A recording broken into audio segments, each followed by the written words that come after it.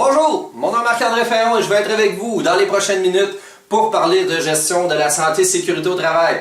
Aujourd'hui, nous allons parler d'une notion extrêmement importante qui s'appelle la hiérarchie d'efficacité dans le contrôle des dangers. Et je vous dirais, prenez le temps d'écouter cette capsule bien comme il faut, réécoutez-la, réécoutez-la s'il le faut, parce qu'elle est capitale dans votre course à l'atteinte du zéro accident.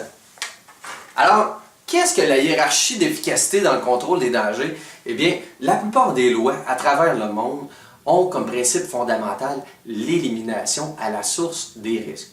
Pourquoi? Parce que, comme je le répète souvent, la santé et sécurité est de la gestion du risque. Et pour arriver à gérer des risques, il y a des bonnes façons et il y a des moins bonnes façons de gérer le risque. Et la façon la plus efficace de gérer le risque est en les éliminant. Première des solutions. Lorsque j'élimine un risque, je viens de gérer le risque à 100%. Voilà, je ne peux pas être plus efficace que gérer le risque à 100%. J'ai atteint le maximum d'efficacité. Par exemple, j'ai un produit chimique dans mon procédé hautement cancérigène qui affecte la santé de mes employés. J'ai réussi à le substituer par un produit à base d'eau inoffensif pour mes employés. J'ai atteint un niveau de gestion de risque de 100%. Bravo! Et je n'ai plus à me préoccuper de ce risque pour les 40 prochaines années. Alors, bravo, élimination à la source. L'élimination à la source n'est pas toujours possible. À ce moment arrive la réduction à la source. Qu'est-ce que la réduction à la source? C'est l'installation de garde-corps ou, dans le cas de l'exemple que j'ai donné précédemment, l'installation par exemple d'une hotte de captation qui va capter 95% des vapeurs de mon produit hautement cancérigène et le 5% qu'il restera pourrait être géré via le port d'équipement de protection, procédure ou autre. Donc j'ai réduit à la source et je pourrais peut-être avoir éliminé 95% de mon risque.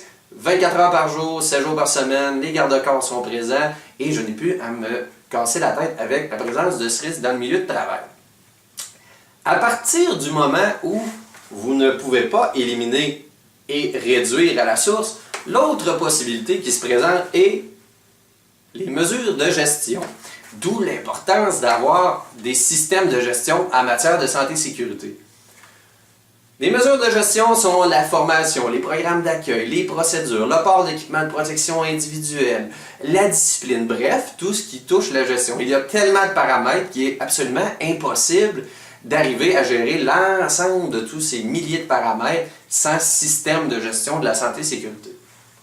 Mais ça, c'est autre chose. On en reparlera dans une autre capsule.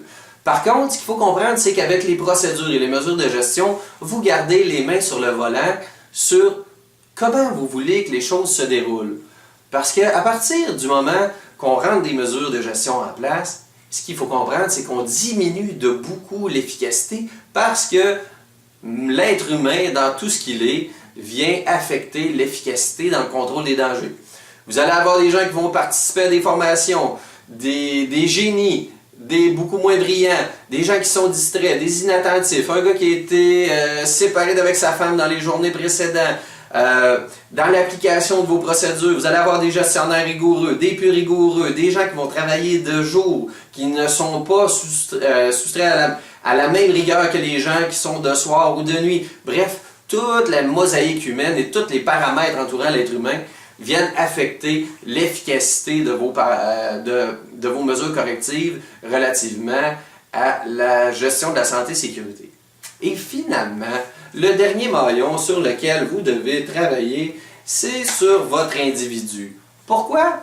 Parce que éliminer genre 100% du risque, réduire genre une grande partie du risque, travailler avec des mesures de gestion vous laisse le pouvoir sur comment vous voulez que les choses se déroulent. Alors qu'à travailler sur l'individu, sensibiliser une personne sur ses croyances, ses valeurs, ses comportements, est très mou, est très nébuleux et très peu garant de résultats.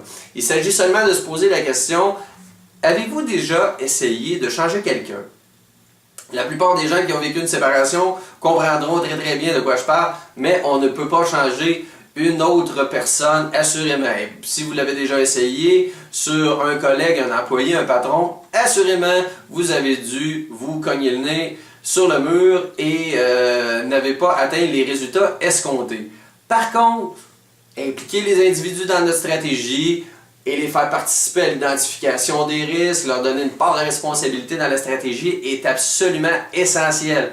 Par contre, essayer de changer le monde est une entreprise de très très longue haleine. Et ce qu'il faut garder en tête, si votre stratégie est basée sur les comportements et essayer de changer les individus, posez-vous la question, dans combien de temps avez-vous devant vous pour arriver à changer les choses? Est-ce que c'est 1 an, 2 ans, 5 ans, 15 ans, une vie? Et gardez bien en tête ce vieux dicton qui dit « Amener un individu à changer peut prendre une vie et changer peut prendre 5 minutes ».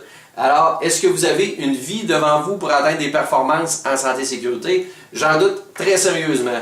Alors, si vous voulez avoir une stratégie extrêmement efficace sur lesquelles vous allez mettre 20% d'efforts pour obtenir 80% de résultats, travailler sur l'élimination à la source en premier, réduction à la source en deuxième, la mise en place d'un système de gestion et de procédures de gestion de la santé et sécurité en troisième.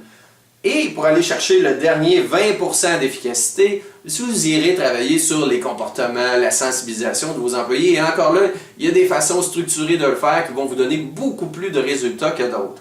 Alors, ici, vous risquez davantage de mettre 80% d'efforts pour 20% de résultats, ce qui n'est pas du tout ce que je vous recommande.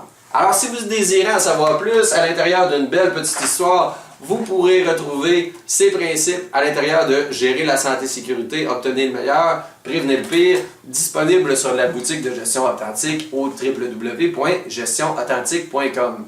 Et merci et bonne fin de journée.